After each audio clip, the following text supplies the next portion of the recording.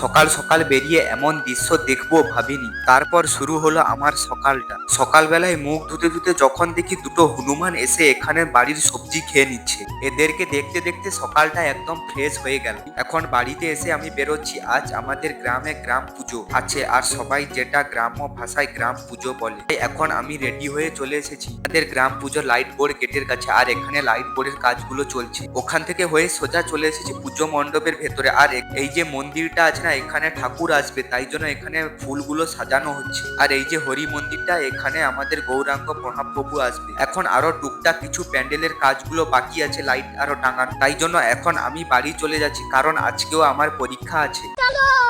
তাই জন্য এখন আমি চলে এসেছি স্নান করতে। সকাল থেকে ঘুরে ঘুরে না পড়ে যাব পরীক্ষা দিতে। পরীক্ষা হলে যে কি হবে কিছুই জানি না। যাই হোক, মেনে নিতে হবে, কিছু করার নেই।